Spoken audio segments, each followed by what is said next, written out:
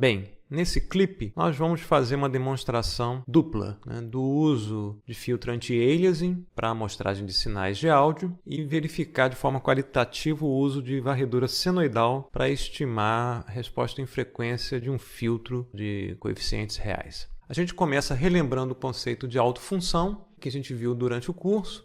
Suponha um sistema linear invariante no tempo com resposta impulsiva h de n e a gente alimente na entrada desse sistema uma exponencial complexa, ou seja, a entrada do sistema x de n é e elevado a j ômega n para uma frequência específica única ômega. Fazendo as contas, a saída vai ser a convolução da entrada com a resposta impulsiva h de n, que por definição é o somatório para todo k nos inteiros, de h de k x de n menos k. Substituindo x de n menos k sendo x e elevado a j ômega n, a gente obtém e elevado a j ômega que multiplica n menos k. Aqui a gente isola o e elevado a j ômega n, já que o somatório é em k, não em n, coloca à esquerda do somatório. Portanto, a própria exponencial de entrada aparece na saída. O que sobra aqui é um multiplicador, que é dado pelo somatório em k pertencente aos inteiros de h de k, que multiplica e elevado a menos j ômega k, e que a gente viu que, por definição, é a resposta em frequência do sistema linear invariante no tempo. E também pode ser visto como o espectro de Fourier associado à sequência h de n, que é a resposta impulsiva do sistema linear invariante no tempo. Num caso prático, tipicamente a gente lida com sinais reais, então a gente não vai alimentar um sistema linear invariante no tempo com uma exponencial complexa, mas sim com um cosseno. Então, se a gente fizer a mesma análise usando agora x de n, entrada, uma função cossenoidal, com frequência ômega e fase nula, e no mais, já que o sistema é prático e real, a resposta impulsiva do sistema linear invariante no tempo também pertence aos reais, ou seja, as amostras de h são valores reais. Se a gente fizer novamente as contas, y de n saído do sistema vai ser a convolução de x com h em n, que é o somatório para todo k em z, de h de k, que multiplica o cosseno de ômega, que multiplica n menos k. A gente vai expandir o cosseno como a combinação linear de duas exponenciais complexas. Por linearidade, o y de n vai ser o mesmo termo que a gente viu antes para e elevado a j ômega, multiplicado por meio que devido à expansão do cosseno em duas exponenciais complexas. E o segundo termo vai ser uma parcela que é meio somatório para todo k pertencente aos inteiros, de h de k e elevado a menos j ômega n menos k. Esse termo aqui a gente pode tentar escrever em função da resposta em frequência do sistema. Novamente, o somatório é feito em k. Eu vou isolar aqui e elevado a menos j ômega n, tá? E vou escrever o somatório para todo k pertencente aos inteiros, de h de k que multiplica e elevado a j ômega k. Comparando com a definição da resposta em frequência, ou seja, h de e elevado a j ômega, a gente observa que esse somatório à direita nada mais é do que o h de e elevado a j menos ômega. Aqui a gente vai lançar a mão do fato de h de n ser real e uma propriedade de espectros de Fourier de sequências de valores reais, que tem como propriedade, se h de n é real, o espectro de Fourier associado h de e elevado a j ômega é igual a h conjugado de e elevado a menos j ômega. Aí a gente realiza que esse h de e elevado a j menos ômega nada mais é do que h conjugado de e elevado a j ômega. Logo, a gente tem aqui y de n dada pela soma de dois termos que são complexos conjugados. Você tem e elevado a j ômega n na primeira parcela e elevado a menos j ômega n na segunda parcela, termos complexos conjugados, e h de e elevado a j ômega e h conjugado de e elevado a j ômega. Aqui a gente vai escrever a resposta em frequência na forma polar, vai escrever h de e elevado a j ômega, função de magnitude, tendo o ômega como variável independente, e elevado a j fase. E aí, já que a gente está escrevendo y de n como a soma de dois números complexos conjugados, a soma de dois números complexos conjugados nada mais é do que duas vezes a magnitude, cosseno da fase. Substituindo h de e elevado a j ômega por m de ômega, que multiplica e elevado a j φ de ômega, a gente observa aqui que a magnitude é meio de m de ômega, e a fase é ômega n mais φ de ômega. Então, a saída y de n nada mais é do que m de ômega, que é duas vezes a magnitude dessas parcelas aqui, cosseno de ômega n mais φ de ômega, que é a fase, ômega n mais φ de ômega. A gente observa aqui que isso vale para uma componente cossenoidal estacionária com frequência fixa ômega. Se a gente alimentar um cosseno à entrada de um sistema linear invariante no tempo com resposta impulsiva real, na saída do sistema a gente vai observar o mesmo cosseno, a mesma frequência, com a fase modificada nessa frequência específica pela fase da resposta em frequência do filtro, e a magnitude medida na frequência do cosseno aparece aqui como o multiplicador do cosseno. A gente vai fazer aqui uma extrapolação desse conceito no caso do cosseno ter uma frequência que muda ao longo do tempo. Não é mais um sinal estacionário, a gente vai fazer uma análise qualitativa da situação em que a entrada do sistema não é um cosseno estacionário, mas uma varredura senoidal, com frequências começando da frequência nula até uma determinada frequência máxima, de modo que a gente consiga ter, de forma qualitativa, uma ideia de quem é o M de ômega, ou seja, a magnitude da resposta em frequência do filtro. Note só, se a gente fizer o cosseno com uma varredura senoidal linear, vai aparecer aqui um cosseno de ômega n ao quadrado, e se a gente fizer essa análise, a gente não vai mais encontrar a resposta em frequência do filtro, em termos aqui da projeção de H em cima de exponenciais complexas com frequência fixa. Vão aparecer aqui termos em k ao quadrado, n ao quadrado, n que multiplica k, e que não são, por definição, associados à resposta em frequência do filtro. A gente está fazendo aqui de forma qualitativa esse tipo de análise, vai fazer agora no caso prático.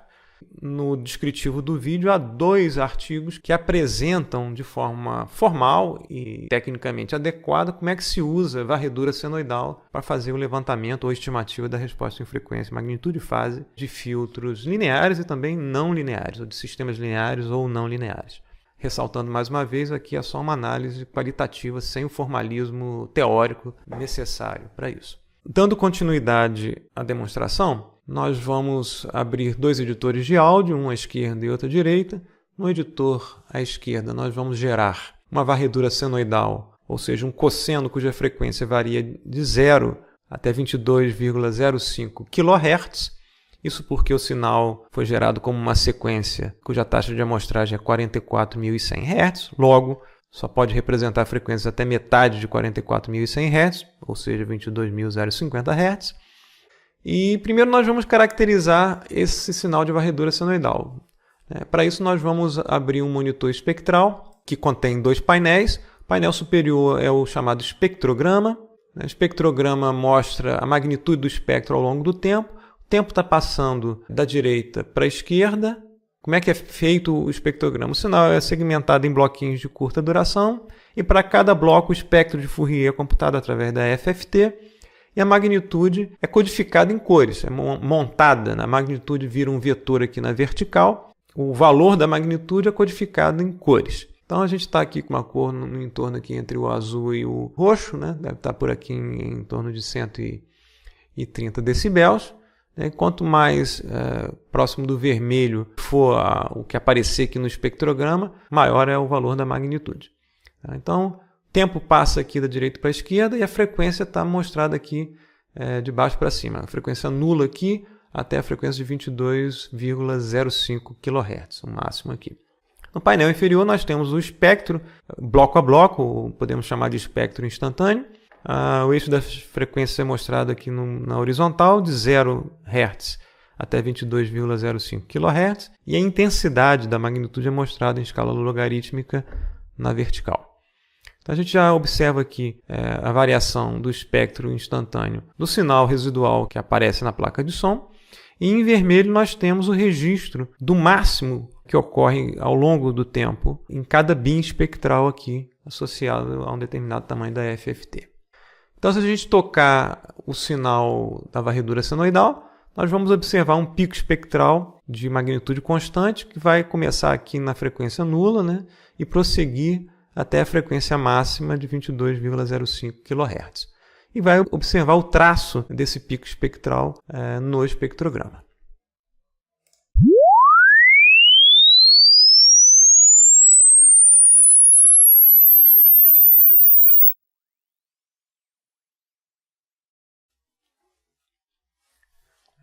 O registro do valor máximo local desse pico espectral que se moveu ao longo do tempo está aqui em vermelho, e seria algo similar se a gente computasse o espectro de Fourier, não do sinal segmentado bloco a bloco, mas de todo o sinal do início ao fim.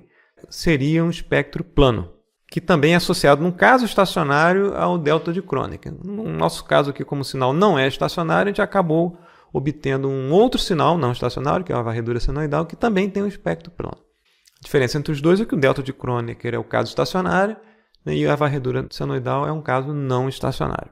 O que nós vamos fazer é usar a varredura senoidal como entrada do sistema de amostragem do segundo programa, e a gente vai definir a amostragem de um canal apenas, ou seja, um sinal de uma dimensão, e vai ler a entrada do mapeador de som do sistema, ou seja, lá da placa de som, quando esse sinal do programa à esquerda for tocado. Então, esse programa produz uma saída que vai ser alimentada na entrada desse outro programa, que vai amostrar apenas um canal na taxa de 8 kHz. Logo, como é um programa comercial, se a taxa de amostragem foi selecionada como 8 kHz, ele vai automaticamente configurar um filtro anti-aliasing, passa-baixas, com frequência de corte em 4 kHz. Então a gente vai observar que durante a amostragem o sistema anti-aliasing vai deixar passar as frequências de 0 até aproximadamente 4 kHz e daí para frente ele vai atenuar essas frequências na saída do sistema anti-aliasing antes que sejam amostrados. Então a gente vai perceber durante o processo de amostragem que a amplitude do sinal vai ser constante no início, e no tempo em que o sinal chega aqui em 4 kHz, a amplitude vai decrescer de forma rápida para 0, o que denota que a frequência de entrada está acima da frequência de corte do filtro anti-aliasing. Então vamos começar a gravar um sinal, ou seja, fazer a amostragem com o sistema anti-aliasing e posteriormente alimentar o sistema com a varredura senoidal.